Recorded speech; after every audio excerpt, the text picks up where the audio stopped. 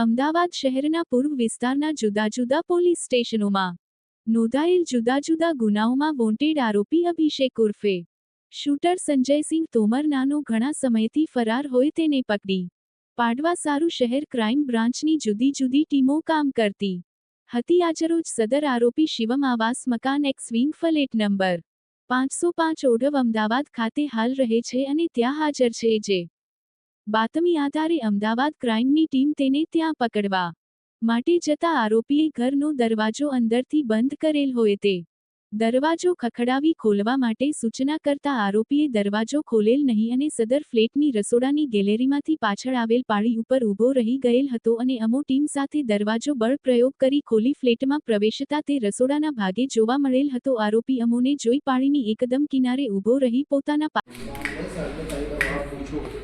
Sir ઓર્ડરનો બનાવ આરોપી સામે કેટલા ગુના અને શું ઘટના બની હતી પહેલા તે સાહેબ કહો અને કેવો આરોપી કેટલા ગુના નોંધાયેલા ક્યાં નોંધાયેલા? અભિષેક તોમર ઉર્ફે શૂટર નામનો જે આરોપી હતા એ જુદા જુદા રાજ્યોમાં એમને વિરુદ્ધ ગુના દાખલ થયેલા છે, જેમાં મારામારી, અપહરણ, ફાયરિંગ વગેરેનો હતો। અને એક ખાસ એક જોવા મળ્યું હતું કે એ પોતે જ ઇન્સ્ટાગ્રામ ઉપર અમુક ક્રાઇમ કરતાનો વિડીયો બનાવતા હતા અને જાતે જે વાયરલ કરાવતા હતા, જેથી એમની થોડી માર્કેટમાં ચર્ચા થાય અને એમનું નામ લોકોને ખબર પડે। એ મૂળ સામાન્ય ક્રિમિનલ હતા અને એમના પબ્લિસિટી માટે આવું બધું કરતું હતું।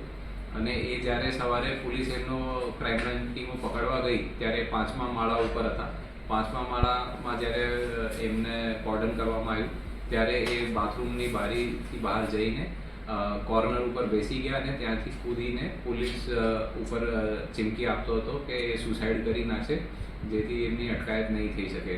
ત્યાર પછી એ પોલીસ સાથે ઘર્ષણમાં પણ ઉતર્યો અને પોલીસે યોગ્ય બળ વાપરીને એમની અટકાયત કરવામાં આવેલી છે। હવે કાર્યવાહી શું? એમના પાસેથી જે અમુક એમને ઇન્સ્ટાગ્રામ ઉપર હથિયારોનું વિડીયો નાખેલું છે, એ હથિયારો ક્યાંથી લાવતા હતા અને હથિયારો ક્યાં સંતાડેલા છે એ બાબત તજવીજ કરવામાં આવશે।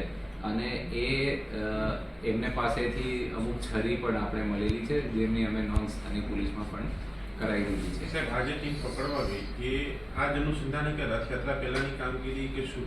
નહીં, આપણે એ રથયાત્રાના ધ્યાને પણ અને એ જે શૂટર હતા એમના એક અહીંયા જે ભય ઉત્પન્ન કરવાનું, લુખ્ખાગીરી કરવાનું એમનો જે પ્રયત્ન ચાલતું હતો એ ક્રાઇમ બ્રાન્ચના ધ્યાન ઉપર હતો। અને અવારનવાર એમના ઘરની પણ જ્યાં એ નરોડા બાજુ રહેતો હતો ત્યાં ક્રાઇમ બ્રાન્ચની ટીમે દરોડા પણ પાડવામાં આવેલું હતું। ત્યારે એમને ખબર પડી હતી કે ભાઈ ક્રાઇમ બ્રાન્ચ શોધે છે, તો એ 2 મહિનાથી ગુજરાત છોડીને બહાર ભાગી ગયો હતો। અને એ આજે એમના પૈસા જે પૂરું થઈ ગયા હતા તો પૈસા લેવા માટે આવેલા હતા, ત્યારે અમારે એમને અટકાયત કરવામાં આવી છે। બેકગ્રાઉન્ડ કેટલા ગુના કઈ જગ્યાએ? એમના અલગ અલગ રાજ્યોમાં 7 ગુના છે અને 4 ગુજરાત રાજ્યના ગુના છે।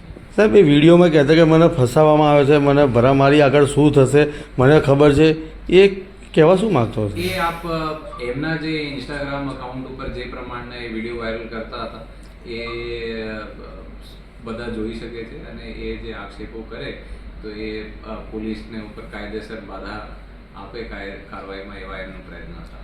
સાહેબ, ભૂતકાળમાં પોલીસ પર પણ હુમલા એને કર્યા છે અને જ્યારે પોલીસ પકડવા જાય ત્યારે આ પ્રકારે એવી કોઈ માહિતી સામે આવી છે? આ જ પ્રકારે હાથકંડા એ એક બહારની રાજ્યની પોલીસ જ્યારે એમને પકડવામાં આવેલી હતી ત્યારે એમને કહેવું છે કે એમને અસોલ્ટ કર્યું હતું। એ બાબત અમે પણ તપાસ કરીએ છીએ।